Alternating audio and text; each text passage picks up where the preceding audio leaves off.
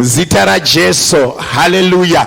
Nasinda kuticha kana kudzidzisa kereke nechinhu chinonzi covenant kana kuti vow. Covenant kana kuti vow pachishona zvinoshandisa zita rimwe chete rinoti mhiko. Pachishona anosangana pazita rimwe chete rinonzi mhiko, but zvine masimilarities nema differences kana zvauya kuchirungu. Zvine masimilarities nema differences. I will try to define the dictionary meaning first. Hallelujah.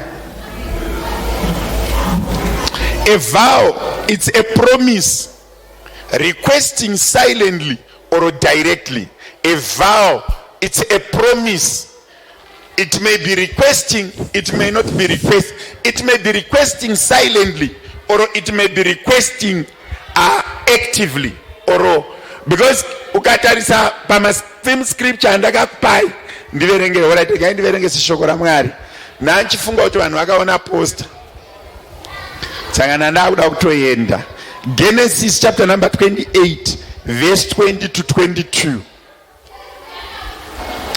Genesis chapter number 28 verse 20 to 22. Mugonbatirawo Samuel chapter number 1 kubva pa First Samuel chapter number 1 kubva pa verse 1 kubva pa verse 4 kusvika pa 12 vachitsvaga. God is a covenant keeping God. Kwese kunotaurwa zvaMwari, a God that exists must be able to sustain his covenant or his promises. So the God we serve, who is a mono God, and not here I am one. Mono means one. And not I am one. He is a covenant keeping God. Whatever we pray unto God because he keeps his promises. So the God we serve is a covenant keeping God. Ndimwari vanochengeta zvavakavimbisa. Mwari vanogara pashoko ravo kana pazvivimbiso zvavo. Vakabva kukembi ndinoziva kuti makatamba kana vakagara padhuze nemuna vakabva kukembi ndiitirewo basa rekumumutsa because zvekudzidzisa izvi zvinounza hope. Andika ukagara padhuze naye kuti hanzi vari kumberi uko vati musarare because handiri kuda kutaura nezvayo ine chekuita neupenyu hwako. A God, a covenant keeping God. Ndiverengerewo Genesis chapter number 20 to 22. Genesis chapter 28 verse 20 to 22. Ipapo Jacob akapika mhiko achiti, kana Mwari akava neni akandichengeta panzira yandinoenda akandipa zvokudya ndidye nezvokufuka ndifuke ndikadzokerazve nerugare kumba yababa vangu, Jehovha achava Mwari wangu. Neiri ibwe randakamisa rikava shongwe richava imba yaMwari wangu, richava imba yaMwari nezvinhu zvose zvamuchandipa. Zvirokwazvo ndichakupai chegumi chezvazvo. Samuel wokutanga chapter 1 verse 4 kusvika pa 12 ne? Yes. Zvino zuva rekubayira kwake rakati rasvika, Erikana akapa mukadzi wake Penina nevanakomana vake vose nevanasikana vake migove yavo. Asi Hana wakamupa mugove miri nekuti wakanga achida Hana chaizvo. Jehovha wakanga azarira chizvaro chake. Zvino muvengi wake Penina akamunetsa kwazvo kuti azvidye moyo nokuti Jehovha wanga wazarira chizvaro chake. Akaita saizvozvo gore rimwe nerimwe kana achikwira muimba yaJehovha akamunetsa saizvozvo. Saka wakachema akaramba kudya. Zvino murume wake Erikana akati kwaari, Hana, unochemeiko? Unorambireiko kudya? Moyo wako une shungu nei? Ko ina handina kukupfuurira vanakomana vane gumi here? Saka Hana wakasimuka vapedza kudya paShiro, uye vapedza kunwa. Zvino Eri muprista wakanga agere pachigaro chake pamukomo wetemberi yaJehovha. Zvino Hana wakanga aine shungu kwazvo, akanyengetera kuna Jehovha akachema kwazvo. Akapika mhiko akati kuna Jehovha wehondo. Akapika mhiko akati, Jehovha wehondo, kana mukava nehanya kwazvo nekutambudzika kwomurandakadzi wenyu, mukandirangarira mukasakanganwa murandakadzi wenyu, asi mukamupa murandakadzi wenyu mwana womukomana, ipapo ndichamupa Jehovha mazuva soupenyu hwake, musoro wake haungaveurwi nechisvo. Zvino vakati vachiramba vachinyengetera pamberi paJehovha, Eri akacherekedza muromo wake. Handei chapter 2 averengai 1 Samuel verse 24. Verse 24. Wakati amurumura akakwira ane nzombe 3 neefa imwe yehufu nedende rewaini, akandomuisa muimba yaJehovha paShiro. Asi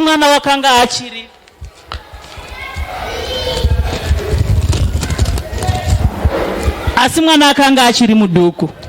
Tinotenda. Endai chapter number 2 verse 20 to 21. Yasamiriye. Chapter 2 verse 20 and 21.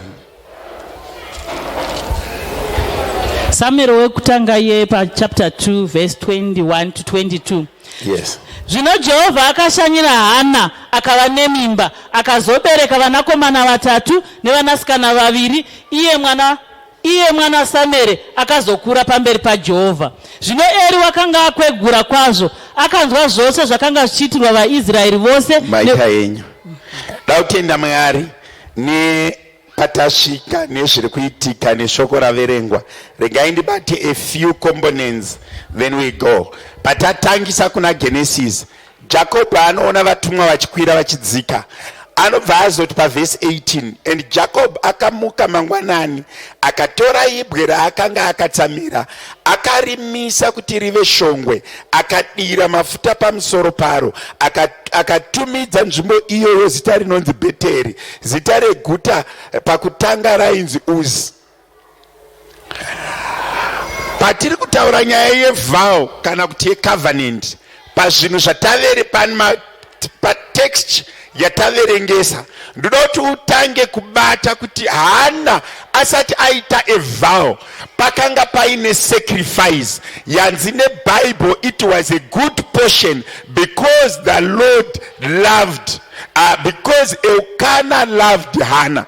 Saka chekutanga asati aita vow akanga aine chibayiro, achipedza kuita chibayiro ndo paanopromisa a vow kana paanotaura a vow yakanga ine silent request yakanga isiri prominent.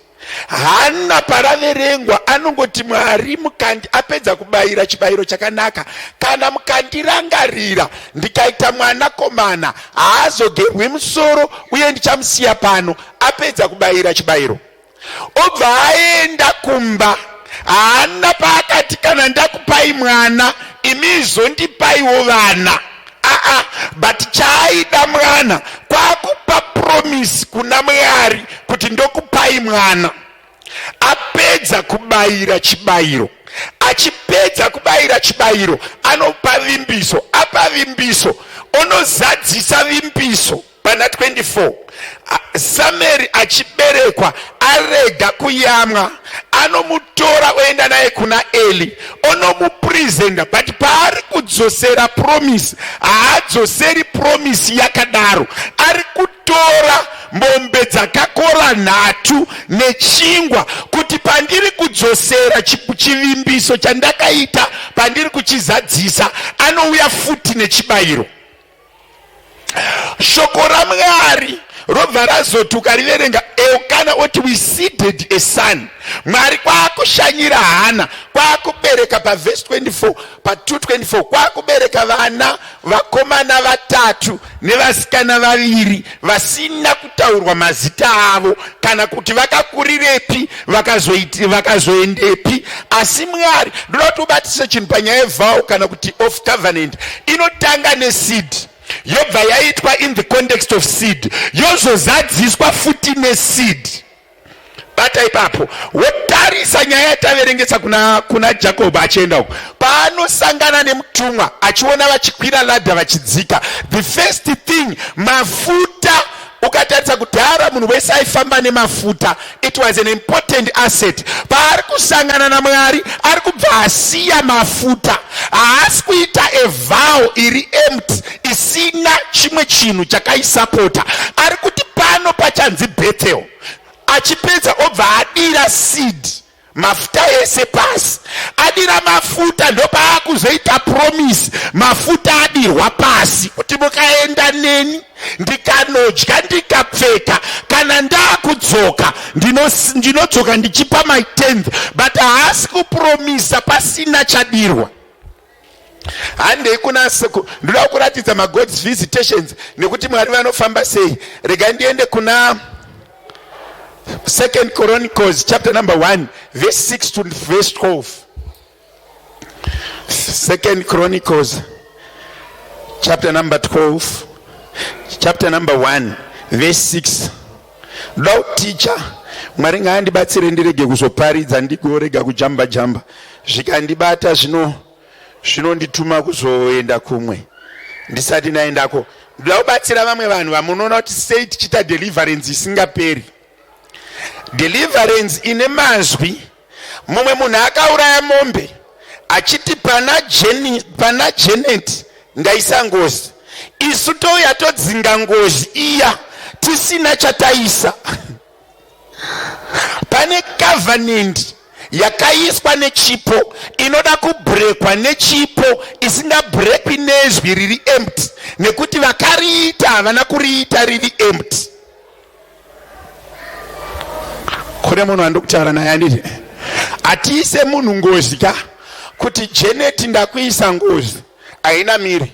Tinofanira kutora mbudzi tocheka kana kutora jira tosunga. Kazhinji kacho kana muchinosunga machira hausungiri netsvina, zvinonzi uya nechena kana dzvuku rakachena tisungirire mwana uyu. Ndochanetsa machechi kuti pamwe pacho tiri kurova deliverance iri thara but hatina kwatiri kuenda nekuti isusu tiri kuedza kupwanya macovenants asina chaakabereka. Hallelujah. Ukaverenga kuna 2 Chronicles chapter number 1 verse ya 6 to 12 panozonzi Samuel murume anonzi Solomon akakumbira uchenjeri. Bible rinoti akabayira mombe 1000 mombe, kubatanidza mombe 1000 kwakudzipisira dzapfuta dzaenda kudenga. Ndo panodzika Mwari woti kuna Solomon unodei. Solomon anondinakidza anoti apiwa uchenjeri ozoshandisa half of the wisdom kumanager 700 royal blood wives and 300 concubines, none royal blood wives. So murume anonzi Solomon aiva nevakadzi 1000 iye ari 1. Kureva kuti some portion of wisdom yaSolomon yakaraswa achiconcentrate pa 1000. Kumanager mukadzi 1 ka kwakaoma. Ukazoti paunosvika pa 5 unenge wapa moto. Paunosvika pa 1000 vakadzi 1 ari nani, vakaita 2 mumba, vakaita 3 unenge uchitonga nyaya every morning, every afternoon and every evening. But Solomon aiva neuchenjeri hwekumanager 1000. Hamufungi kuti uchenjeri hwake dai asina kuhwisa kumadzimai, dai akagadzira foni mazuva iwayo. Hani chaiye anotoda kuti ugone kutaura kuti wanonoka uripi. Umwe unonzi ukashanya ukaenda kubasa unzi isai video call, varikuda kuona kuti mumba imomo munani. Ko kana uine 1000 vari kufona kungoti pamazuva aSolomon kwanga kusati kwaane mavideo call. Alright, even vaSolomon vakanga vatomujaira kuti takawanda. Zuva pagore pane 365 days. Solomon had 1000 women. Alright. Solomon anokumbira uchenjeri apisa chibayiro che 1000. Kune vanhu covenant, ndandichiverengesa shoko raMwari ndangoti munzwisise context ye covenant. So my vows, it's a promise that is either silent or active, that is done to a deity or to a god. Kwatiri isu tinotenda to our Messiah ndo kwatinoita ma vows or ma covenant. Asi chirega indidzokere pa covenant, that is a vow. A covenant is an agreement. A vow, it's a promise. A covenant, it's when 2 parties are agreeing. Saka msiya vow unoenda unotaurira iwewe Mwari wopromisa iwewe. Covenant, it's when two people are agreeing. Kureva kuti Mwari vanokudaidza iwe wodaira sekudaidzwa kwakaita Moses. And a covenant must have a sign. It doesn't work. Moses anoti kuna Mwari, zvamandidaidza mukati ndini wandichava, pandinodzokera kuvaIsraeri ndoti ndatumwa nani, chindipai mucherechedzo wekuti kana ndasvika. Ndosaka chonoti marriage, it's a covenant. It have a symbol of a ring. And the marriage, it's a covenant. Aingoitwi kuti ndakupfekedza ring. Panobhadharwa chinhu chinonzi bride price. Saka kana muri mumba muine murume magara 10 years muri mese muine vana, usina kubhadharirwa bride price, usina ring, musingo akatora murume iyeye haana kuita chivi. Because imi muri kubika mapoto, murume wako ari kutora transfer yekubikira mapoto pa A kunobikira pa B, because there is no covenant. Vana mai vanofarira majarini nemahoride musina kuroorwa. Wokoyo kune masingo anga ari kuprayer camp ari kutotsvaga munhu iyeye kuti achinje location.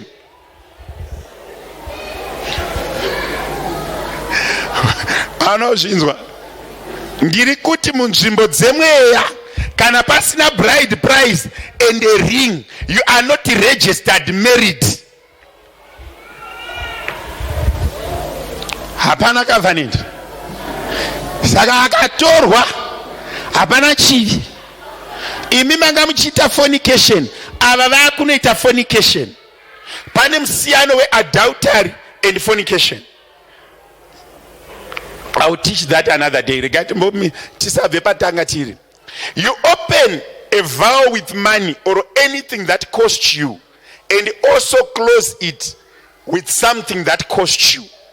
Chimwe chiri kutadzisa vanhu kuropafadzwa zvinoenda kumberi. Unoya panapa tonamata woisa seed. Paunodzosa, paunenge wabudirira zvabatika, haudzosi futi seed. Ukatika kunamatira uchida mwana, gorera unobata mimba unounza chip, unounza seed. Kana rauri kukumbira mimba unounza seed. Gore painobata unounza rimwe seed. Painoberekwa mwana wacho unounza imwe seed. Azviperi. Ndosaka uchonoti ambuya vako vanoramba vachida grocery, iwe wakavapa bride price. It's a follow up of the first bride price. Asi kana vachidya mari yako usina chavakabvisa, vari kudya mari yemapoto. Hazvisi registered munzvimbo dzemweya. Ndiri kurangaridza vamwe vana baba vari pano. Christmas yakukwana, regai kuenda kumahorite, endai munobvisa pfuma, muve nevakadzi. Even vakadzi varume musafari. Kana uchibika mapoto, mukadzi wako akatorwa, hauna mukadzi. Kune vanhu vari muno vasina vakadzi, but ndivana baba ningi. Kana usina chavakabvisa, hauna pamukadzi. Ndini ndadaro, hauna pamukadzi. Une munhu wourugara naye, pakaita anomuda kudarika iwe, anobvumidzwa kumutora. Wazvinzwa? Kana musani mene chamabvisa wamuri kugara naye, akaita wanomufarira, anomutora, akanomubvisira pfuma, becomes the rightful owner. Kana makagara mese sababa namai, izvi ngazvive nezvazvinoreva kwamuri. Aya ndo mabhonzo eministry manje. Haataurwi mufirst year uchitanga uparidza. Kana paine mustudents unodzingwa basa nevanhu vanokubuditsisa basa, kana kukunyima chikafu unofane nzara. Kune munhu atoya ne50 rand yake yemission basket akutodzokera nayo kumba because rataurwa riri kuenderana naye uye haasi kuda urigamuchira. Wanzwa zvandiri kutaura? Pamwe pacho paunouya uchiti mufundisi namandirayo marriage yangu, munamato wamufundisi hauna kwauri kuenda because hapana marriage. Pane mapoto. Ukanga uchikumbira mufundisi kuti vanamatire marriage yako usina chawakabvisirwa, nyatsotsanangura. Engo ndinamatirayo mufundisi ndigare zvakanaka nemunhu wandigere naye, asi haasi murume wangu. So that mufundisi vasati vanamatira kugara zvakanaka, wanamatire order yakajambwa. Pakaoma. covenant nema-vows. Alright, pane ndangachinyora pana yanono zviri kubuda. Covenant, regai nditaure masimilarities. Both a vow and a covenant can be done at different levels, individual, group, or a nation. They are, second point, they are both spiritual terms and verbs, doing word. You need to be doing something to participate in a vow or a covenant. They both attract a blessing or a curse. A vow and a covenant, they both attract a curse or a blessing. A vow can attract a curse when it's done against you, or a covenant is done against you. But my vows are going to you do on your own. My covenants can be done on your behalf in your absence. A covenant can be done on your behalf in your absence. When a covenant is done in your absence, on your behalf, it has to find your personal covenant stronger than it. Ikashika pasina izwi rakataurwa inosvika yonamira. Ikashika paine rako iwewe ravakataura inosvika yobhamba. It's a force iri kuuya kunosheka chinhu chakamira. Kana when wind comes, the strength of the wind can either fall a tree or keep it standing or shake it. Saka ma-covenants anoitwa usipo on your behalf anouya okusheka okutadza okusiya wakadaro, kana kuti anouya okuzunguza osakudonedza, kana kuti anouya nokuwirisa pasi chaipo kuti depending nekuti ariita ndiani uye raitwa kunani, ari ready zvakadii. Andei pamberi. Also a vow, a promise inoitwa ikasazadziswa, even waita wega pasina ari kurwa newe, ukasaizadzisa inounza case. Do not pledge and not fulfill it. Hannah pledged her son, she fulfilled it and she was blessed. Vanoita ma pledges vasingazadzise kuchechi muri kutsvaga kutukwa. Any pledge that is not fulfilled, it brings a curse. Kune vanhu vanoti, even vanhu vanovimbisa kuenda kumisangano, vanovimbisa kuparticipate kuasharing, vanovimbisa kuya kupraise team, wonyoresa zita rako kupraise team hauendiko. It's a pledge before God. God will save you through singing. And if you don't go ikoko, you are attracting a curse. You promised the Lord, you did not fulfill. Izwi rako, imari yako inoya kunoimba, itime yako, but you attract a curse. Never ever join a church group or promise a church gathering and never feature without any substance. Kunyanya vanonyoresa mazita vodya kuma10 vorega kuuya ava apologize. Uri kuzvitsvagira kutukwa. Vanhu vanoenda kuma departments monoti ndauya Mwari ndaakusevha ndiri amabhiera, iwe hauapii panana amabhiera. Uri kutsvaga kutukwa pamusoro pako nevana vako. It's a pledge, fulfill it. It's not only in money, sometimes it's in service. Vamwe muri kutukirwa nherera dzamakanyepa parufu, mukasimudza ruoko muchichema mukati vana vake tinosara tichichengeta. Imi muvasimudza nenzeve, muri kuzvitsvagira kutukwa kana kuzvitsvagira mabhoyi anokushandirai. Mune nherera yamunochengeta. Wenyu mwana hasuke ndiro, wenyu mwana hawaridzi mubhedha, wenyu mwari haabiki. Nherera ndiye mushandi wenyu. Jehovha ngaakuripirei sekureva kwenyu. Ukaplecha ukasazadzisa, pane kurohwa neshamu kuri pamusoro pako. Saka vanhu regai kuonererwa muchijoina machurch groups nekutaura zvamusingaite parufu muchiisa misodzi inenge yegarwe. Mapledges akwadzisa vamwe nemacovenant akwadzisa vamwe haana kuitwa nevaroyi, vakaita vega. Ichi chine vachasunga ichi, especially yekuchechi. Munhu anotomiramira, mama ini ndakuimba, ndine chipo chekuimba, hauendiko. Kana ukaendako unenge wakuti vanhu ndionei, zvinorovesa neshamu. Every pledge that is done before the Lord must be done with with excellence and with diligence.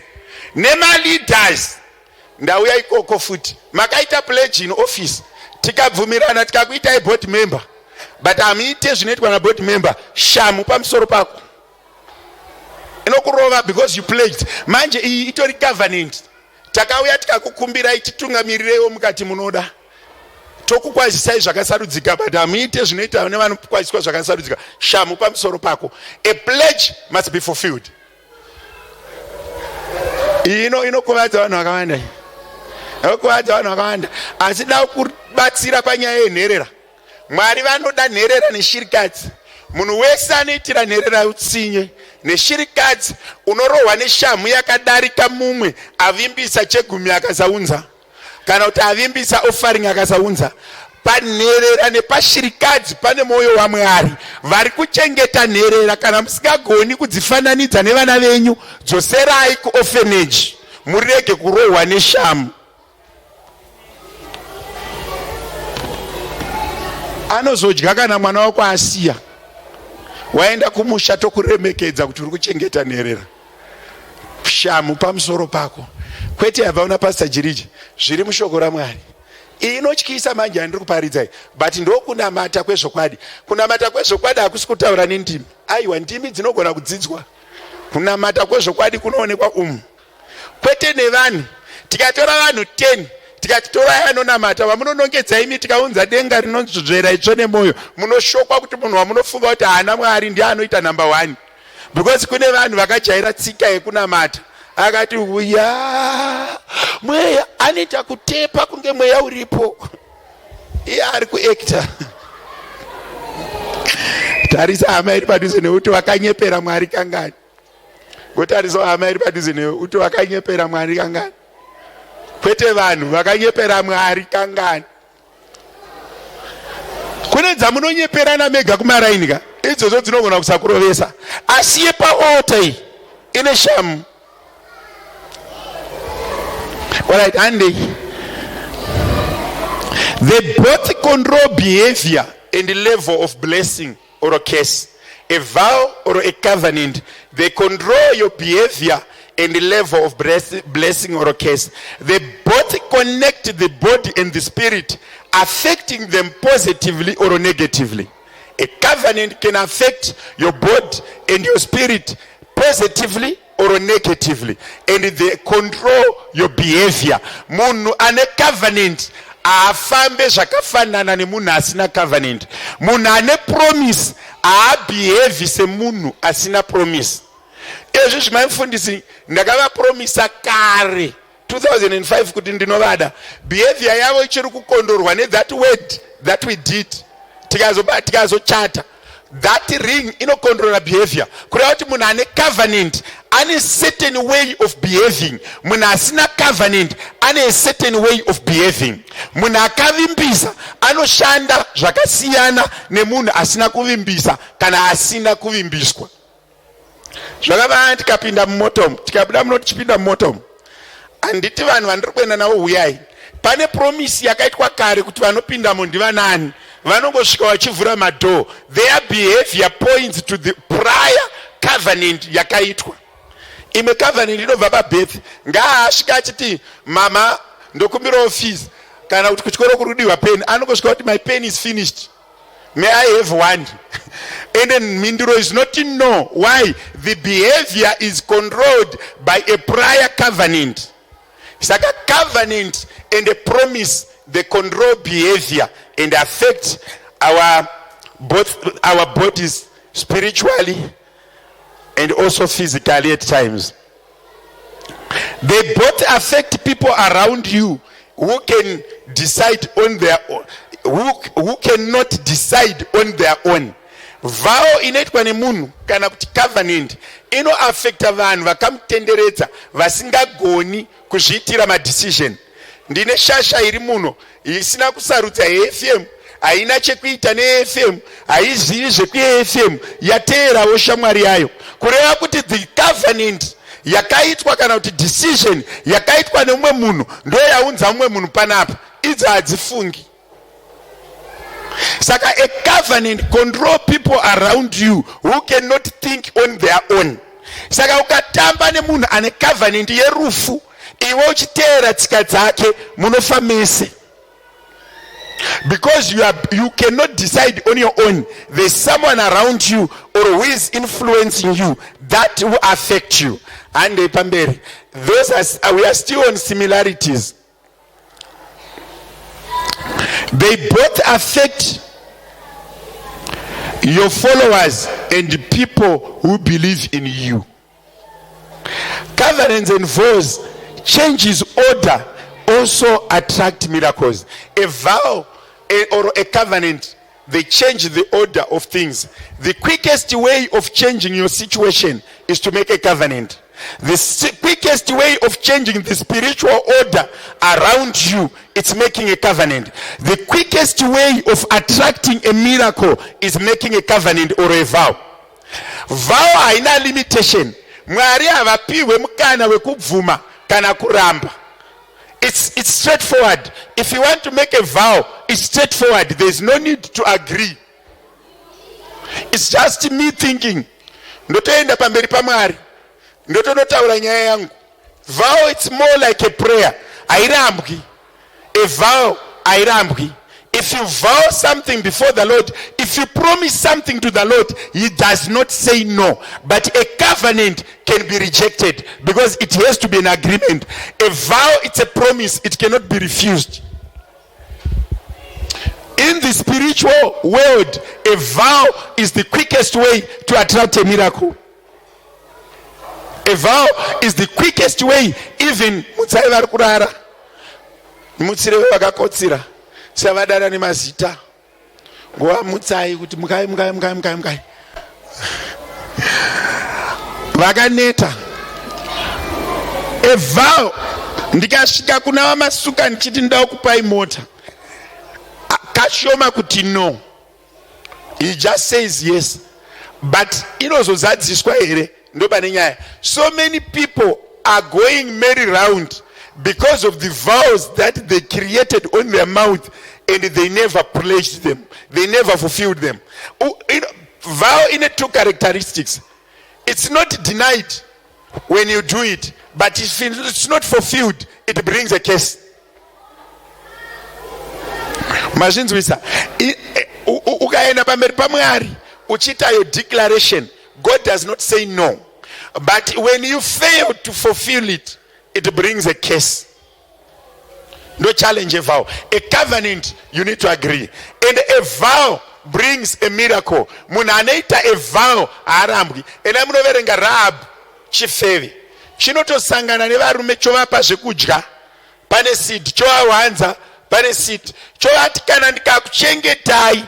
Promise me. Amuzondiparadza inine muriye kwa baba wangu. Iye ari kuti ndakuitirai zvakanaka. So pane covenant iri kutanga iri vow. She first promised to keep them and to hide them at the risk of her life by being observed kuti achengeta maspices.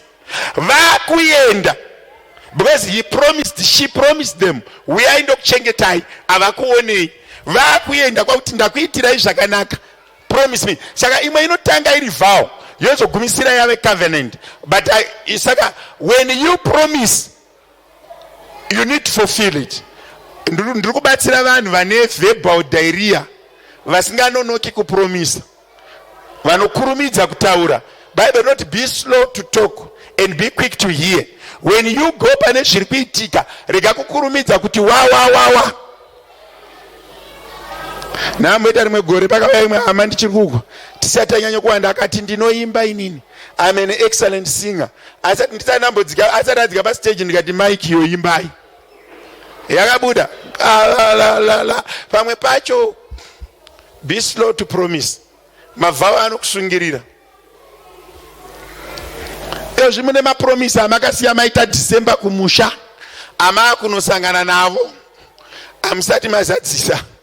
Akakumirirai vakasiya vavimbisa vanhu kuti mari ndo pamusha payo, kujobheki tinopiwa mari, zvinhu zvakachipa hapana chinodhura. Vanhu vakanyora malist avakamirira umwe December atokwana futi vamwe hamutosviki kumusha gore rino nekuda kwemapromisi akakumirirai. nevane mapromisi angu ndakaamirira. Fundisi ndikangowana basa, nyaya dzenyu dzanaka, uripi? Watone gore uchienda kubasa, uri kupi? Ndakakumirira. Usatenga munamato nenhema, zvinokurovesa neshamu. Vows are made specifically by the owner. They are not made on your behalf. Covenants are done on your behalf. If there's a wicked person or a nice person, they can do it on your behalf positively or negatively.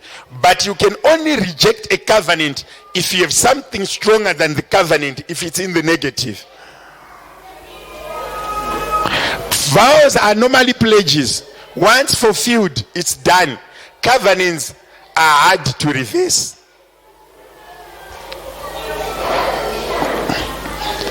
Ndoti ma differences turipo. Andika.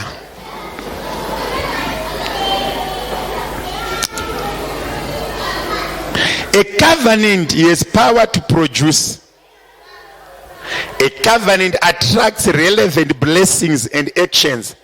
It's not every covenant that attracts everything, but it attracts relevance. A covenant is not generic, it has relevance. It's not generic. A covenant attracts relevant blessings. It's not generic. Ndogona kuku exemplify kuti pari kuitwa vow kana kuti pledge na Hana achinopa mwana, Hana kuigirwa ndege, aiwa akapa mwana, Mwari vakamupa vana, kureva kuti a vow or a covenant attracts relevant blessings. Audyare chibage wokowa wheat. A covenant, it attracts relevant blessings.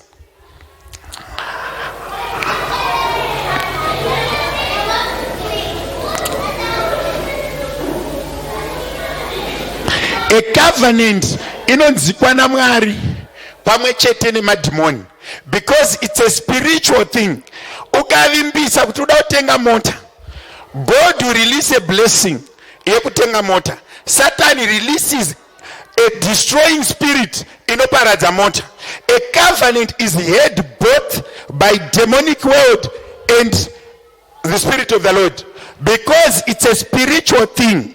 Whatever you promise, ziva kuti chino attracta madhimoni uye chino attracta nyasha dzaMwari, because whatever good thing is coming towards you, it is something fighting against it. Saka pamunoita mapledge ekuti ndakutanga kuda kuimba church, kana uine saloon, customers ako anotanga kuuya musi weSaturday kana kuti musi weSunday makuseni, wakupedza kupfeka ndo panofonwa kunzi ndiri kudawo kurukwa.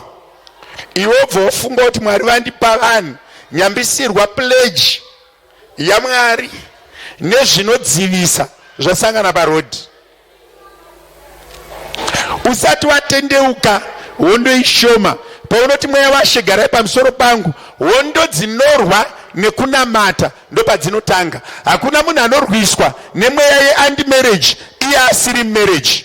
Mazota ndikutaura. Saka ma-blessings aunawo anouya nema-covenants nema-blessings aMwari ano attracta hondo dzinoenderana navo. So when you are blessed, ziva kuti also ma-fights starts there. Ma-covenants anoitwa zviri active, haaitwe zviri silent. Ngatimbosimuka itese patakagara. Teaching inonetsa kuri kupisa uko. Tese tingoti kwanyana. Mbodaiwo maoko ako mudenga zvandiri kuita izvi. Ndoda kutokuticha ipapa apa handisi kukusiya, because vazhinji vari kuitirwa ma-covenant vakanyarara.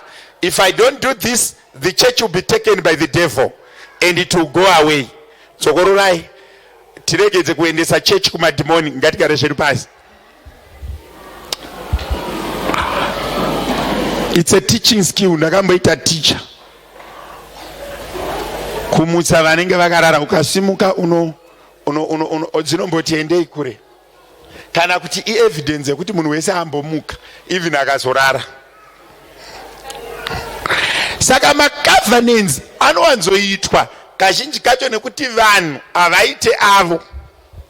If you don't have any agreement in the spiritual world, it means kuti those that wants to abuse you spiritually, they can abuse you. Regai ndikupe example yemari. Kana usina yako mari, unotodya chatengwa chikafu because kudya uchangodya. Saka kana usina cash ka pakabikwa beans ka unongodya beans because wewe hauna. Ndo zvakafanana nespiritual worlds nema covenants. Kana iwe usina covenant yawakaita, usina prayer yawakaita pa mwana wako anongoshandisa zvaitwa nevamwe nekuti agara achapinda mu spiritual world. Saka kana asina covenant iri mu spiritual world, zvakavane munhu handisi kukondema vana mai vasina kuenda kukempi. Pane vasina kuenda this time nemabasa vatakaenda nawo previous camp nevamwe vachaenda inouya, but ukaramba wongorega kuenda kunonamata for 3 years uri pachechi hauendi kukempi, hapana kunamata kwaunoita hautsanyi. Zvazvinoreva ndezvekuti mamhepo ese ashaya kwekuenda ari kusvika wabva asvika pane munhu akanzi naPastor Jirichi mweya wenhama ugara apa, osvika iyeyu dhimoni renhama ugoni kugara, unochinogara pari empty pasina kutaurwa anything. Kana usina munda unoita sei? Unorimawo chimwe chimunda chepasaidi chisina munhu, handitika. Saka tikasvika pari empty ndo patinogara. Saka kunyarara usina ma spiritual covenants aunoita kunorovesa neshamu, kwete nekuti watadza, but kana yadzingwa kwese uku ichaenda kumatero. Ende matero anogona kuita iwewe. Saka it's very dangerous kugara kure nema covenants. Ndichadzoka kuti mufundisi vanokwana papi pama covenants. Where does the spiritual order come pama covenants? Your spiritual covenants are evidence in your life, day-to-day activities. Macovenants akaitwa pamusoro pako kune vanoverenga zvemweya vanaona.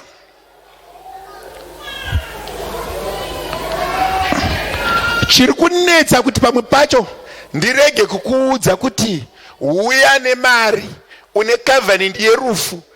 Kazhinji kacho maPentecostal pastors takabrandwa vanhu vanoda mari. Saka kuti uchizoenda kumunhu uri kunamatira woti kuti ndikunamatire imbouya ne1000, munhu anotofunga kuti atenga munamato, asi haasi kuziva kuti haana kutenga munamato. Ari kurivhesa covenant yakaitwa nasekuru vake, ari kurivhesa covenant yakaitwa natete vake, ari kurivhesa bhuru remombe rakadirwa doro nababa vake. Hausi kupa mufundisi mari pazvakaitwa pakashanda mari neropa. Iwe haugoni kupa buda pasina zvawaita. But iyoyo yemacovenants kuzoti munhu dyarira seed, panopera vanhu pano ndopinda ndega zvevanhu vatiza nemari yavo. Asi ndinotorevesa pane mimwe mweya ini ndandogara ndichikuudzai ndichiparidza panapa kuti takatadza kuregister first house. Permit yandaishandisa yakashayikwa musystem, yamaifundisa yakamboexpire ikabuda, yave yawo ya right yangu musystem hamuna. Kungonyatsonzwa pakaparidzwa so nomwe mufundisi Kempton akati zvimwe zvinhu hazvibve wakanyarara, zvimwe zvinobviswa nechipo. Hana aigona kunamata ari kumba kwake, but akanzwisisa kuti zuva randabayira chibayiro ndo zuva rekukumbira mwanakomana.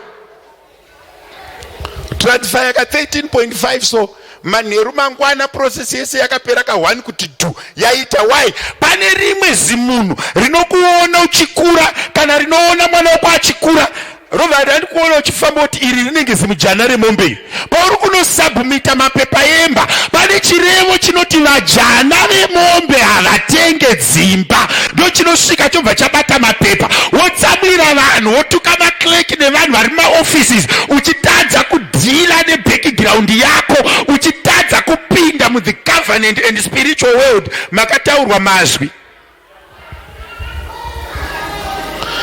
Bamwe pacho ndinobvunza mubvunzo ukauya kucounseling uri musikana kuti muri vasikana vangani 5 vakaroorwa vangani woti ndini ndega zvatorejesta mumusoro mangu kuti vanasikana ava pane akavadyira munzvimbo dzemweya pane akavadyira vanava but nekuomerwa kwatakaita sevashumiri hatigoni kuzonotaura kuti unza chipo pane akakudyira. Why? 1 ndarwa nedzinza rako, 2 uri kufunga kuti mufundisi vakuda kutenga imwe sutu iyaiya yachenuruka. Asi haugoni kurarama usina kamwe kachimedu kepromise kavakaitirana naMwari, uye haugoni kurarama usina covenant yako iwewe yawakataura pamusoro pako, because the covenant that you pronounce yourself is more prominent than the covenant that were spoken by others. Chimwe chiri kukurwisa izvezvi inyaya yemazwi akataurwa akati nti. Because a covenant is a word that is substantiated by a gift or a seed. Hallelujah. Hallelujah. Spiritual covenants. One spiritual covenant is good enough to see you through or to destroy you. One spiritual covenant is good enough to bless, to see you through or to destroy you. So a covenant, depending kuti yaitwa in the positive or in the negative, it can destroy you or it can see you through. Mamwe ma covenants anoitwa nevabereki in Akon vakatsamwa vobva vatiuraisa. Ma covenants can be under groupings. Either can be a church, a partnership, a friendship, a marriage, even adultery can bring a covenant. Adultery ukarara nemunhu akaropafadzwa zvinodipenda nekuti akaropafadzwa kusvika papi. Anoona kutora blessing yako obva akusiyira kana kuti anotora mamhepo ake obva akupa. Ukaverenga the Bible rina apocrypha rakanyorwa nemaJew rikatranslatewa rinotaura kuti vakadzi vaSolomon wari 1000 paakafa there was a scramble, varume vachimhanya kunotora mvana idzodzo because vaida zodzo yanga yasiyiwa nemudhara uyu pamvana idzi.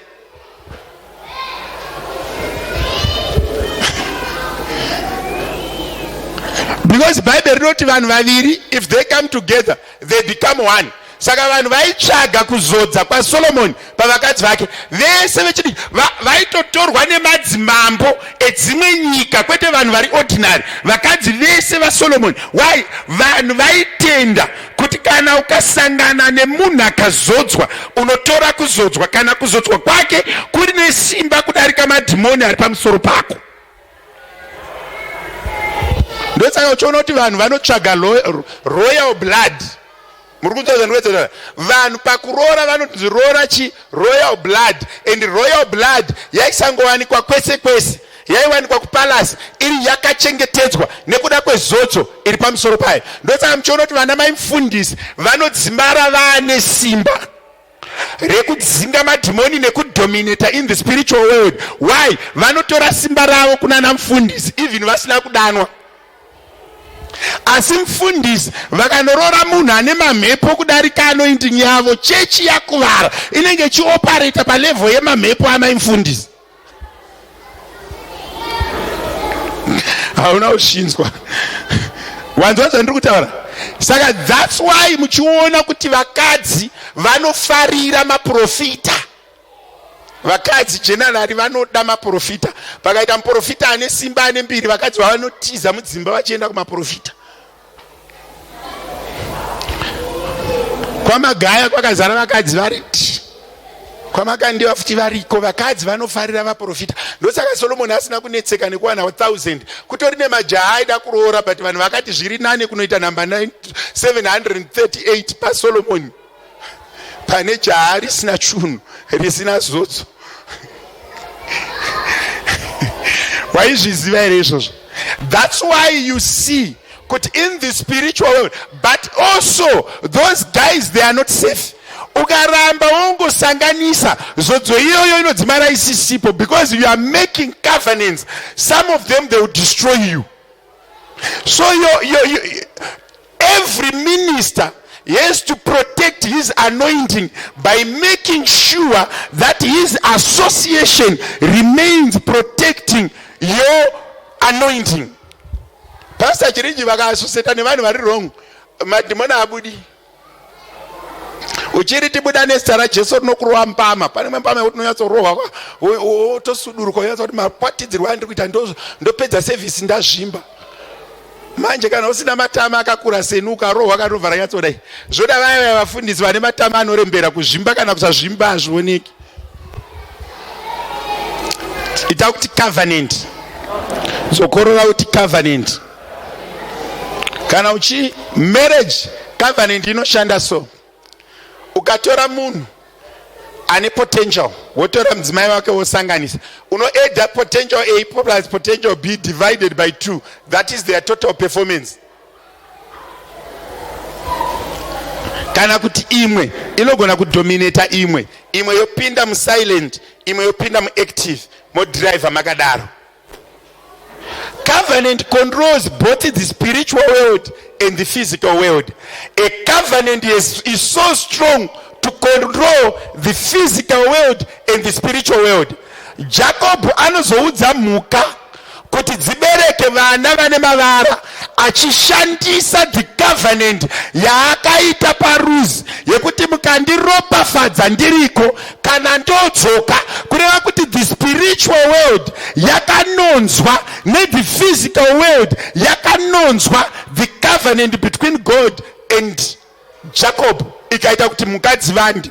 Saka a covenant has power to control the spiritual and the physical world. Saka mumweya ukaita covenant ukaitirwa covenant yeurombo, zvinoreva kuti nepanyama mari aibatike. Ukaitirwa covenant yekupfuma, nepanyama mari inobatika. Saka covenant controls both the spiritual and the physical world.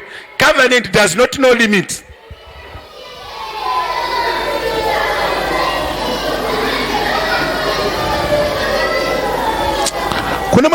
Pastor, covenant. When Jesus came on earth, it was a covenant to redeem people. God did not redeem people by pronouncing with a loud voice, Kutinyika yese mapona. He had to release a seed, Jesus Christ, to go on the cross and redeem the world through the blood. Kuna kuti naivo Mwari, a God covenant God, vakatounza chinhu chakavakoshera to form a covenant. You will never go into an covenant empty-handed. You will never go into an agreement empty-handed. Hakuna agreement yekuti you receive and you receive without giving anything. Ndotakuti Mwari vakakuropafadza vachiri kuda 10%. Mwari vakakuitira zvakanaka vachiri kuda something from you, because there is no covenant that is open-ended. When one person receives only, you have to give something into an agreement. An agreement, nanche zvifunga ndikati vanhu vazhinji havanzwisise macovenants, but ndinogona kudzoka ku the physical world. Munhu wese ari munhu anoenda kubasa ane contract, that's a covenant. Ikasazadziswa unosungwa, iwe ukabva kubasa une madisadvantage unowana, iwe vekubasa vakasakubhadhara vanosungisika. Why?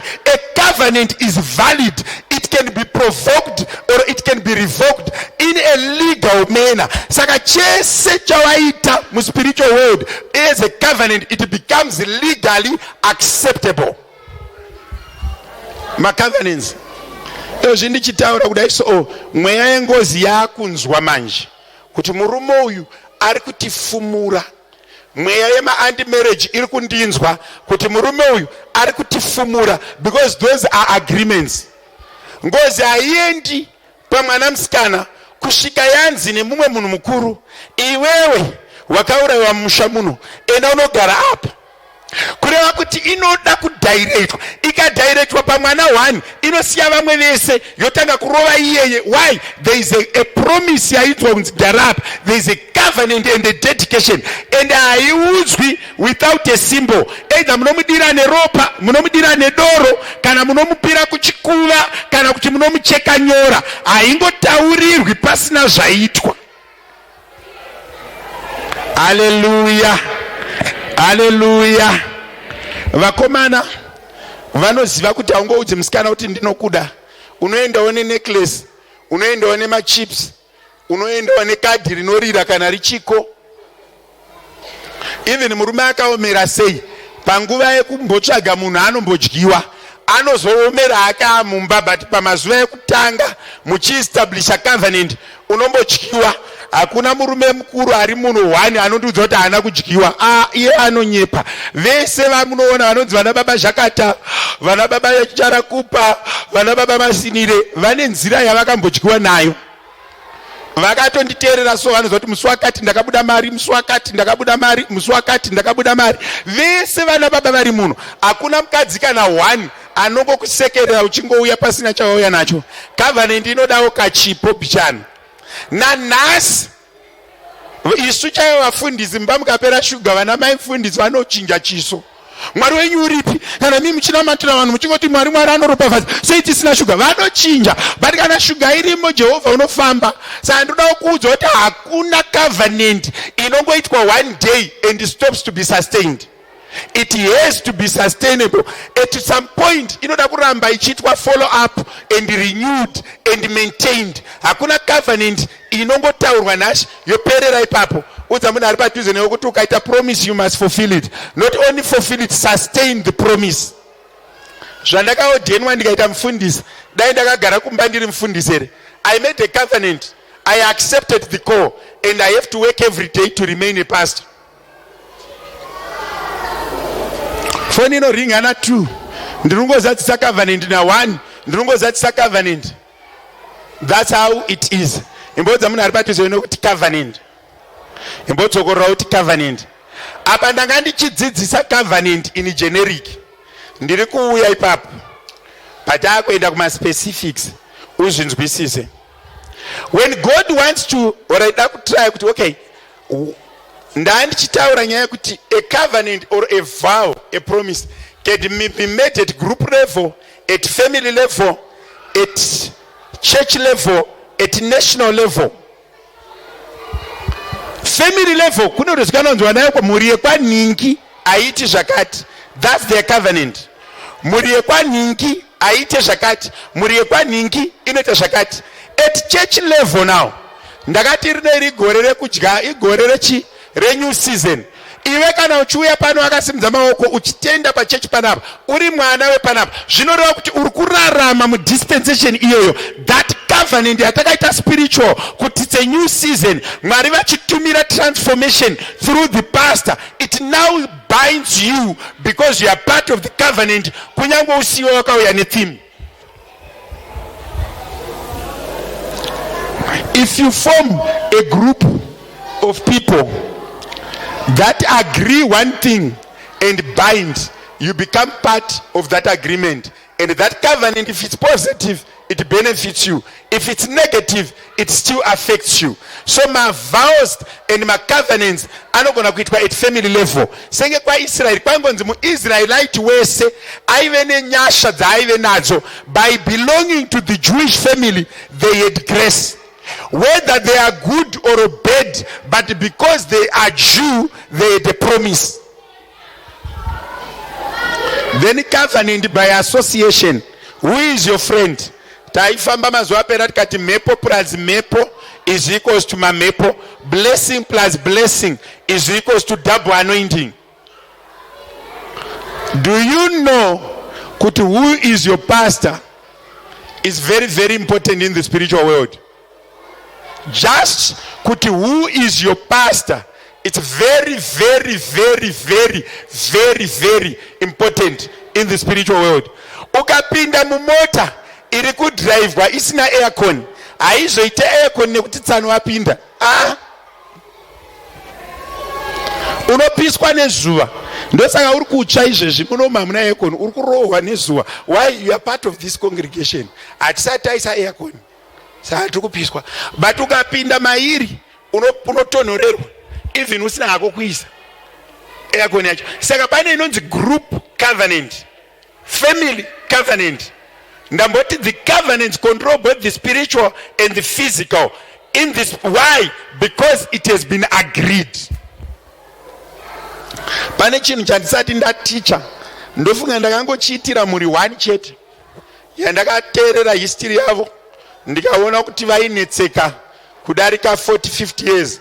Ndikati ndipeiwo chipo murarame musvike pa70 iwe nehama dzako ndipei chipo ndikadya, ende vanofanira kurarama kusvika pa70 because ini ndakadya chipo kureva kuti ini navo takaita covenant, ini ndiri mupresence yaMwari ivo vakamira sevanhu.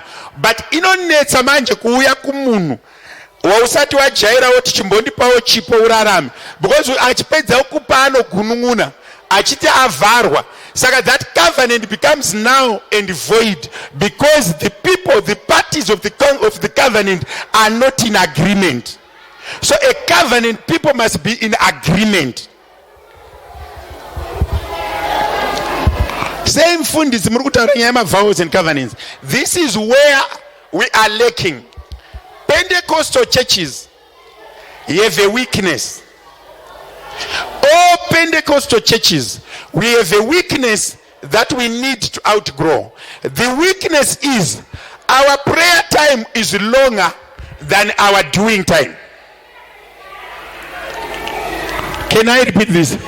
Do not spend too much time in prayer. That is not substantiated by works. Your prayer is complementing your works, not works complementing your prayer. You need ndosaka Mwari vakati shandai Monday to Saturday munamate Sunday. Havana kuti namatai Monday to Sunday mumushande Sunday. That's the problem that I have with people listening me. So many people stay in prayer without substantiating their prayer by works.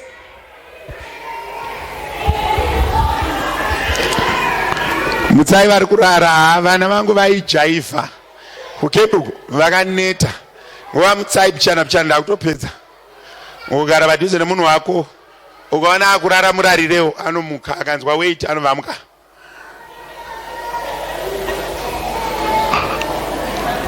Hallelujah. Youth handina kuti zemberai madzimai akagara padhuze nemi kuti vamuke. Ndati kana ari munhu wako ndoona upafide basa kaiva vakati zvanzi namufundisi ndikumutsei. Ndoda kuti vanhu vamuke. Teaching inorwadza kavana havadi kudzidziswa. So,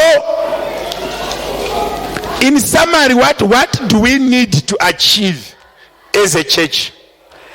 As a church or as an individual, we need to be sensitive to things of the Spirit. Kuona kuti pandiri kurarama apa handina here covenant yandiri kurwa nayo semunhu. Handina here. Check your background, check your future, check your background, check the trends. Waona kuti hapana here chinhu chandiri kurwa nacho chinogona kunge chiri kukanganisa my progress. Kune vamwe vanhu vane macovenants, and macovenants we don't need to go and fight people who did those covenants. Some they did it out of ignorance, some they did them out as a culture, some they did it by mere lacking of teaching. Every covenant that is against your covenant, you need to also raise a covenant. And the altar is broken by another altar. And the altar is broken by another altar. Mukristu akangwara haagarise asina kuisa chinhu chinonzi seed. Mukristu akangwara haatambise mazwi, anofana kugara achiita ma spiritual covenants maari ari ega.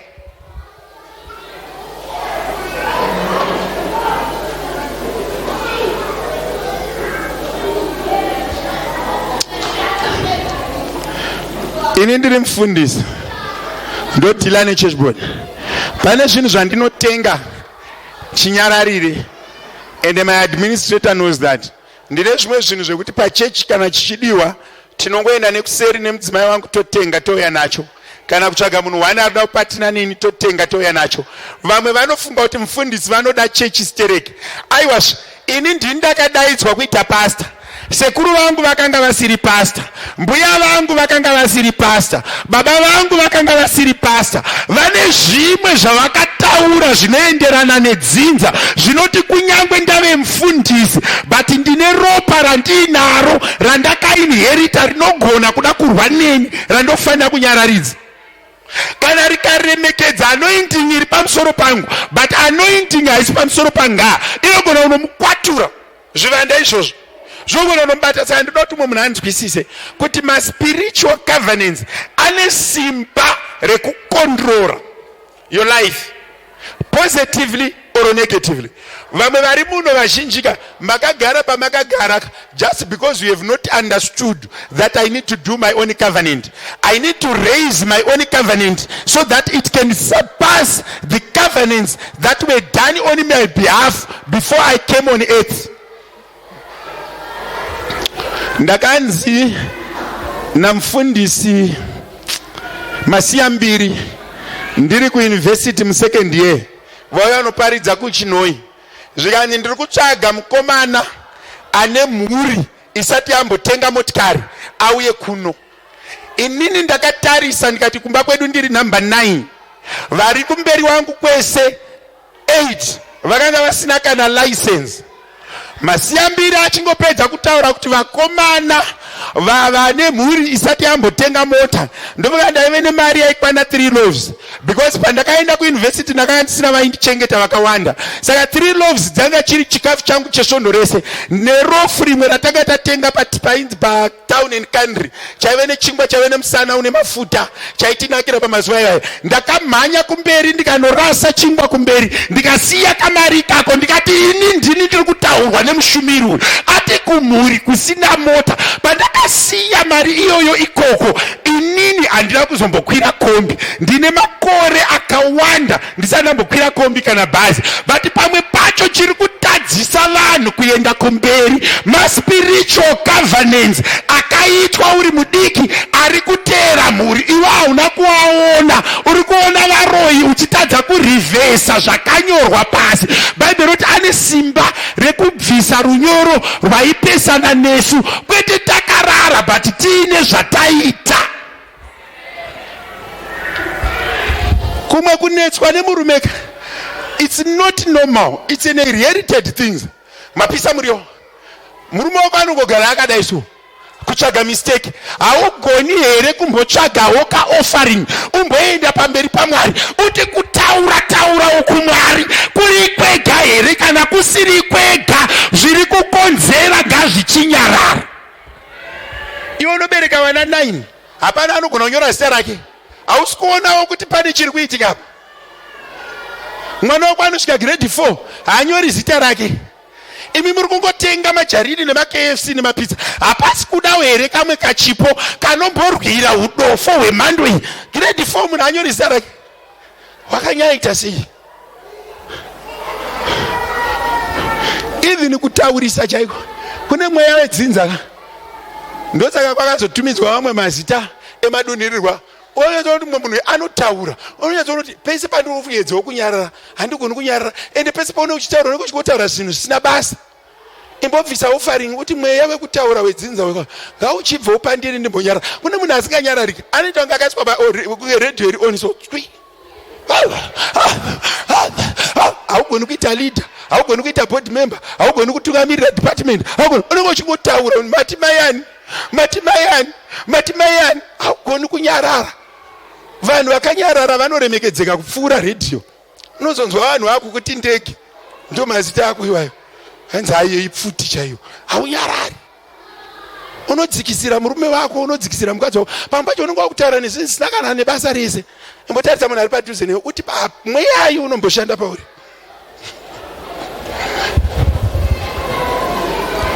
Bvunzai inini ndinoshanda muspiritual world. Kune zvimwe zvinhu zvinorambidzwa mumhepo so nema-covenants. Noti munhu ambofunga kuti chii chiri kurwa nini. Ini ndakanyatsoona so kumhuri so unonyatsoona kuti baba mbacho ndakarara so ndiri ndega murume mangu so ndichianalyza family tree ndichianalyza zviri kuitika. Unonyatsoona kuti panapa hatisi tega, tine mweya watiri kurwa nawo, tine pamwe patiri kuenda so. Unonyatsoona kuti dzinza rese hapana nokwira ndege, dzinza rese hakuna. Unonyatsoona kuti zvinhu zviri panapa zvine some spiritual components. Zvemweya ngazvigadziriswe mumweya, zvimanifeste panyama. Imbodza mumwe muna kuti timbosimudza mavhows. Unoziva kuti chinhu 1 chandakadzidza chinhu 1. Ndosaka ndaitaura namai vangu mana agumisira kuenda, ndakati garei kumusha kwenguva yakareba. Zvikanzi hama dzangu, hanzvadzi dzangu, unoziva kuti vashona vane ganda redu isusu vakatitangira kurarama, very responsible for the poverty that we live in, majority of us. Unonzi mai vako vaikusveta madziva mumino, votsenga chikafu vokudyisa, vokuchinja pamba, vanonzi mutorwa. Ukavakanganisira unopenga kana kuti unoita murombo. Ndiani hama yako ingadarika mai? Hakuna munhu anokura kudarika mai vake.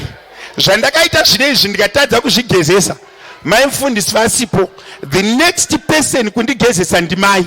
But vashona nekuda kudya nenyaya yavo yekusada kushanda, vakati vanasikana ngavabvisirwe pfuma, varambe vari vatorwa kwavakaroorwa, varambe vachidya, ari mupenyu vanodya, afa vanoda kuya vachitora zvaakashanda, acho vachimuendesa vanopiwa mari. Why? Vachikirieta, nekuti ukatenda kuti mai mutorwa unofa nenhamo, because mai vako vanenge vachinzi ndo vari kumuka. Inini mai vangu havasi mutorwa. Hanzvadzi dzamai vangu kana dzichida kundiedza ngadziite mafanizi musi wavanofa, ndovaviga ndega.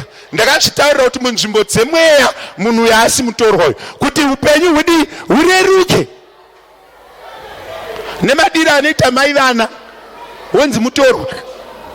Mwana akakosora mai havaradi, baba vanogona kutombobatwa nehope, azofa manje wonzonzi hanzi mutorwa. Panoroorwa mwana kuti vaise mamhepo, vaise ngozi, unonzwa vachiti hanzi mai ngavabude mumba timbosara nemwana wemusikana nekuti mutorwa. Apa vari kuziva kuti mai havadi kuti mwana wavo aiswe zvinonetsa, ndosaka vachidzinga vana mai muzvimafamily meetings. Wai? Rudzuru rwakanga rwakajaira kudya rusina kushanda. Ndine dzimwe hanzvadzi dziri muno, kana wakasiyirwa hanzvadzi nababa, rega kuvafurufusha nekutsvaga mari. Shanda yako, rega kuita udyire kuti hanzvadzi kafa ofunga kuti ndopaunodyira.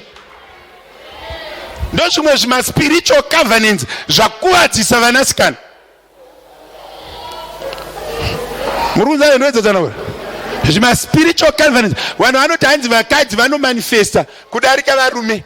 Vanhu vechitema vaisaisa mamhepo pavarume, vaisa mamhepo pavanasikana. That's why chonoti vanasikana vakaremedzwa. Unozvanzwa izvozvo hanzi toda kupira mudzimu, vanasikana ngavauya vagare pabonde, hapagadzwe vasika vakomana. Ende kune rimwe zimunhu riri kutorera mwanasikana izvezvi rakatarisira pfuma. Une mamhepo, shanda mari yako, ukabereka mwana musikana hauna business. Mwana musikana akaberekwa hanzi mombe dzawanda. Kalanguage kacho kane mamhepo mukati. Uchikura so ndipo unonoti vanokuendesa pamunhu wausingadi. Kudhara hanti vasikana vaitochinjaniswa nemombe, gore renzara vachichinjaniswa nezvinhu. Why? They were treated like commodities. Why? Vanhu vaisada kushanda. Kana kwaita nzara ashanda izvi, muri kuendesere munhu. Iyo zvina nhasi tichiri kufighta mabattles iwayo nanhasi ekuti the spiritual world of a black child is dominated by private covenants. Ndakabvunza vamwe sekuru vangu, ndikati nhai sekuru, sei kumba kwenyu muchipa vanhu mhunga? Vana vakomana vaipiwa mhunga, porridge remhunga ravaidya nekuseri kwemaoko, zvikanzi kuti vaite vasimbe. Ndikati vakazvarwa vakava vasina kusimba here? Kanzi murume anofanira kungoitawo vakadzi 3 or 4 kuti dzinza rikure. Kureva kuti vaitokumikidza mweya wechihure pamwana mukomana ari mudiki. Kumwe kuda vakadzika kunoto kana uri baba usichiona kuti unoda vakadzi zviri extreme ka, it's a covenant yauri kurwa nayo. Chimboita imwe covenant yekuzviramba, hazvisi normal. Unenge uchiti apa uripo, apa uripo, apa uripo, apa uripo. Unoita vana nevakadzi 5-6. Child spacing. Kado Magweru, Marondera, Louis Tricard Musina, Pretoria, Mpumalanga and Jopeki. Kune vana wako. Unoja kumwe kuto that spirit yerufu ne spirit izvitori nemweya mukati. It's a spiritual covenant. Inenge yakaitirwa vanakomana vachikura. Inonetsa zvoti even mukadzi wako akaenda kugomoka achida unotaura nendimi ka asina chipo hapana chochinji.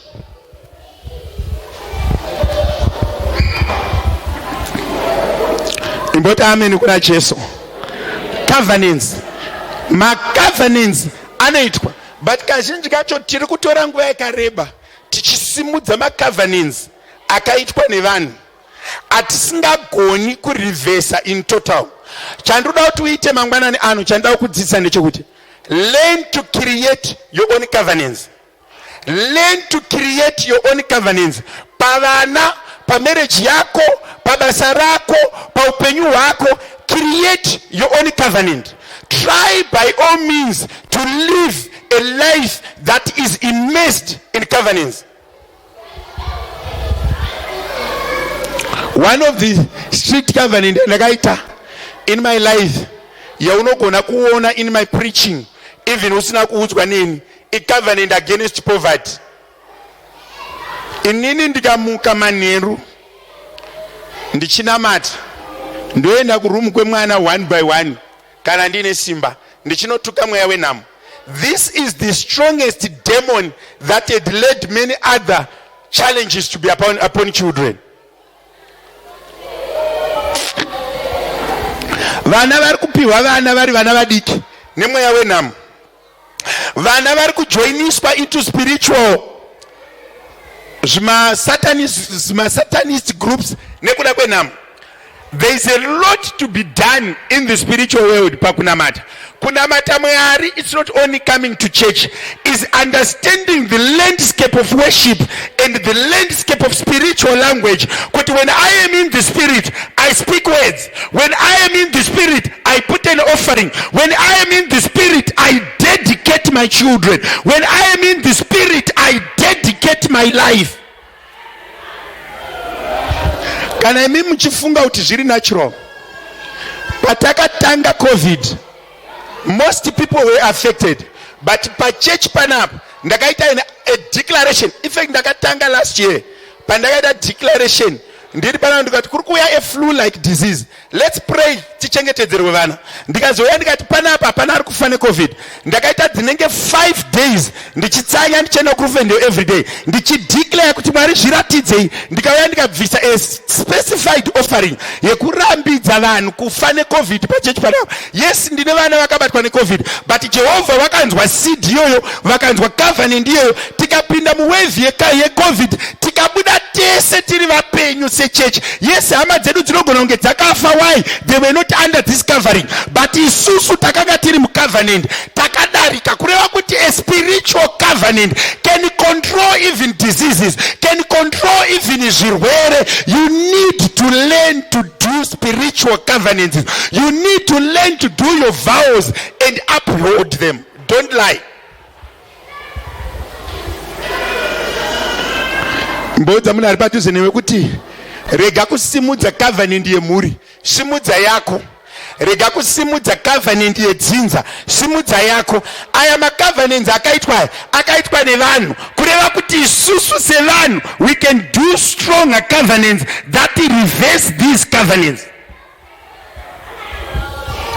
Inini ndakanyora ma limitations angu pasi, ndikanyora ma limitations emhuri pasi. So gore negore ndine ndichidzokera pa list.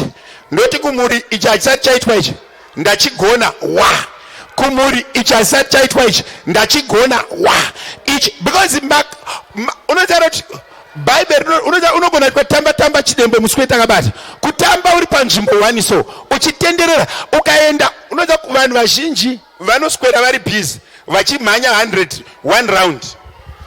Mira ndikuudze kuti mweya yetsvina inokuita sei pa 1 round. 1 round ka yakawanda kudarika 100 meters, but munhu amhanya 1 round. Ini ndikamira panapo, baba namai moyo vakamhanya 1 round vanodzoka panapo. 1 round inoreva kuti vanotangira pandiri vomhanya votenderera vodzoka futi pandiri. That's 1 round. 100 meters means ukamhanya 100 meters uchibva panapa ukaenda uku tine 100 meters apart, you have covered distance. But by 1 round you have covered 4 times distance, but you are at the same place. Kune vanhu vakaitirwa ma spiritual covenants vari busy, vari kufunga kuti vari kufamba, but vari kumhanya 1 round. Kwa unomhanya so wosvika wodzoka ipapo, womhanya futi wosvika wodzoka ipapo. Kuneta wakaneta, kushanda uri kushanda, asi hapana kwawaenda.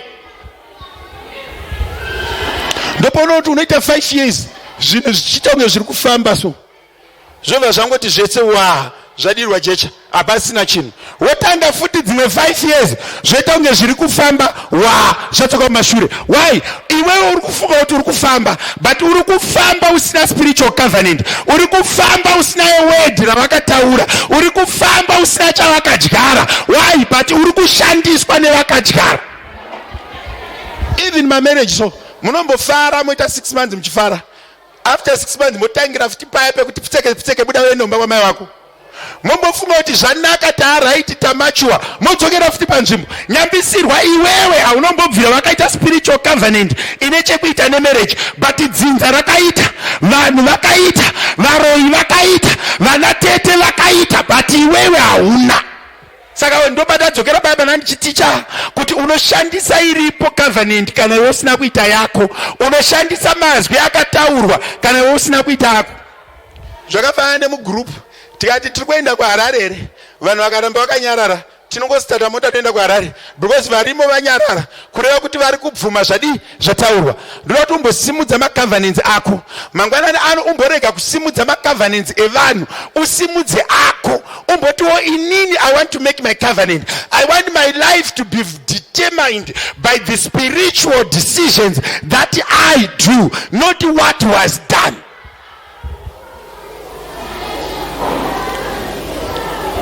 Ndichaura kudai mwe munhu ka nyaya yemacovenants unonyatsonzwa hopeso kunzwa kuneta. Ndichitaura nyaya yemacovenants kunyatsonzwa kuti panapa ka ndapera simba pana malimitations. Ende macovenants mamwe acho ka under prayer, mamwe acho ka antoda giving chayo, kutopa chaiko chaiko.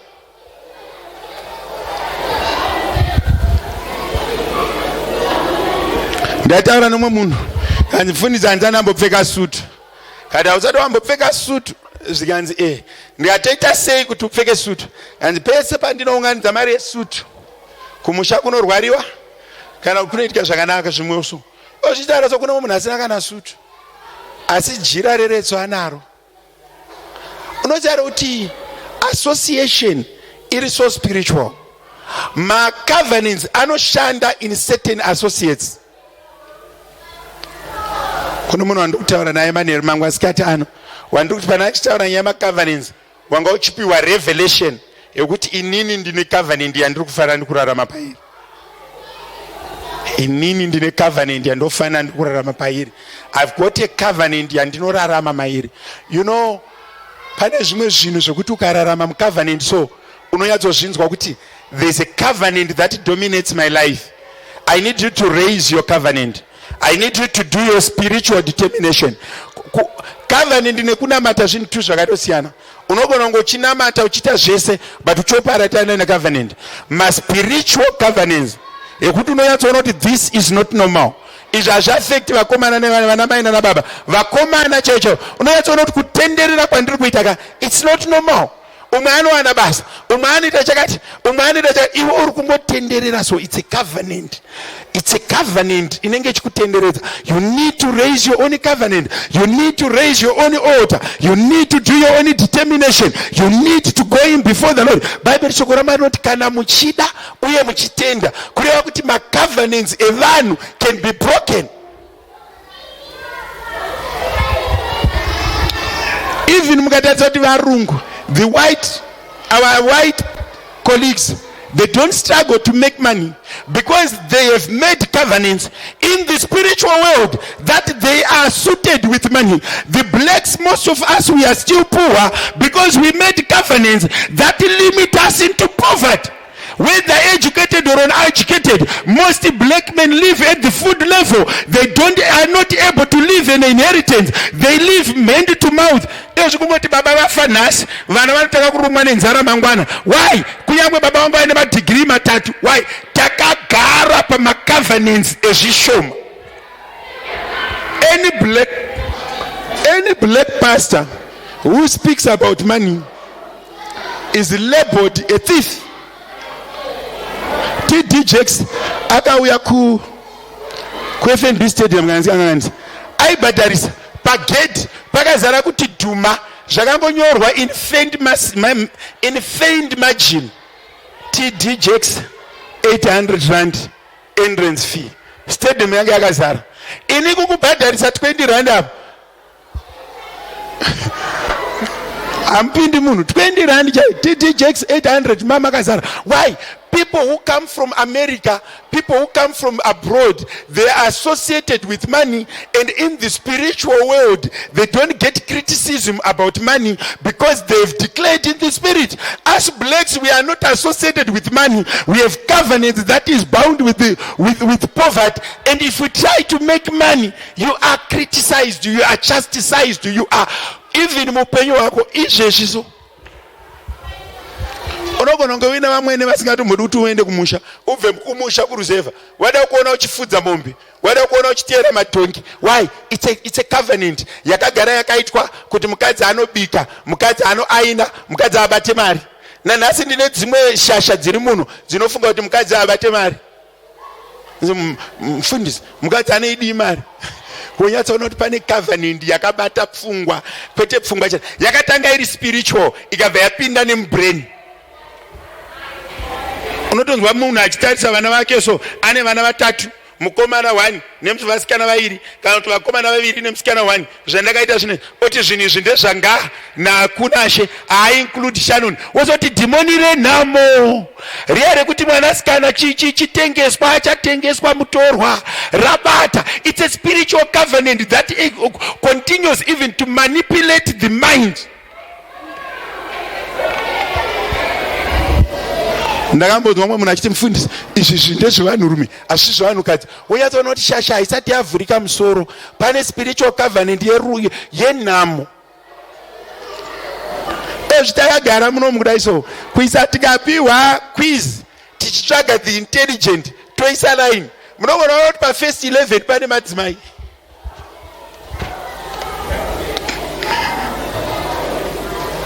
Kureva kuti intelligence ne blessing ya Mwari is not limited to gender. But Africa, black people, where are we? At family level, where are you? At individual level, where are you? Which covenants? We are living empty-handed. We are living with the covenants of others. We never made our own.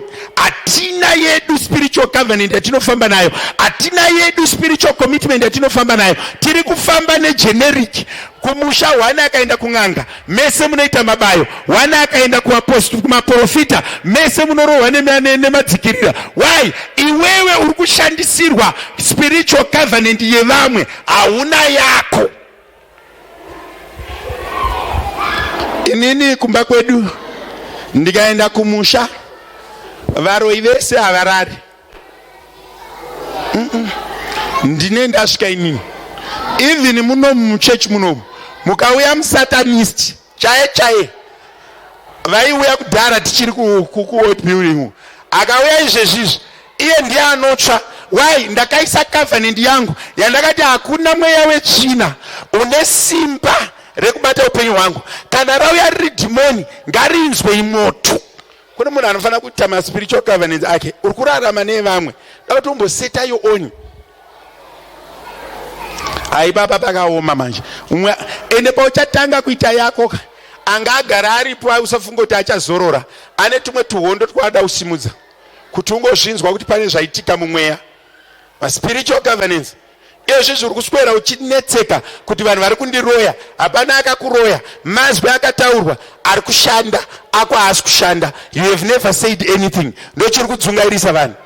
Kune mweya yemhuri inorarama, kune mweya yevanhu inorarama. You need to raise your spiritual covenant. Hana anga ari munhu akangofanana newe. She made the covenant.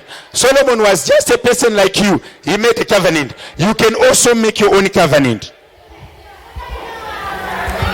Ndine munhu here mangwananani wandiri kuda kuti aite covenant. Umbosimudza covenant yako. Umboti nhasi, I want to raise my covenant. I want to raise my own vows. And haitwe nhasi chete. Vamwe you need to seed. Vamwe you need to do this. Mai muri ndagomo varipo nhasi. Ya back. Unotaurawo zvokuti ndapinda muguri. Unofara hako. Vakawana baba vakadi. Ndine munhu wandoda kutaura naye nhasi mangwanani ano. Wandiri kuti nini? Imbosimudzawo covenant yako. Uti Mwari, covenant dzevanhu dzakaitirwa muri, dzakaitirwa nevana vevanhu, I want to refuse them. I want to raise mine.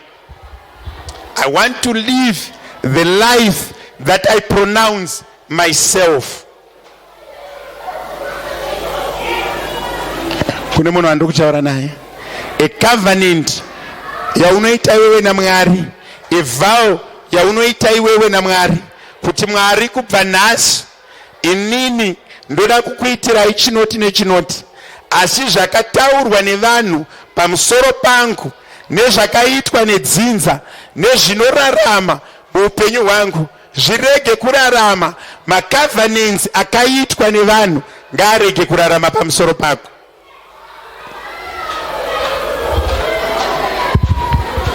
All right. God is giving me a revelation here. How do I do a covenant? Mamwe acho akaitwa nenyanga, iwewe hausi nyanga, haushande muspiritual field. Anda kubrekwa with the authority of the man of God. Hana anozonzi naEli, chiendai nerugare, zvamataura pamberi pashe zvinozadziswa sekureva kwamaita, kureva kuti chizvaro chaHana apedza kuita dedication yake, Eli had to speak something. Pane vamwe vanhu vane macovenants avafana kuita vega, but kune vanhu vari kutenderedzwa nema-evil spirits, like ma-avenging spirit, mweya yengozi. Do you know kuti the liberation struggle yakarwiwa kuZimbabwe yakasiya ma-families ari wounded? Tine hama dzakaenda kuhondo dzikanorwa hondo, but mukurwa hondo kwadzo dzakauraya vamwe vanhu vakanga vasina mhosva. Mweya iyoyoyo iri kukanganisa, ende yakakanganisa the daughters and the sons of Zimbabwe zvakanyanya. Nenyaya yekuti mweya iyoyo ichikudzoka, haina kumbobvira yadhiliva nayo.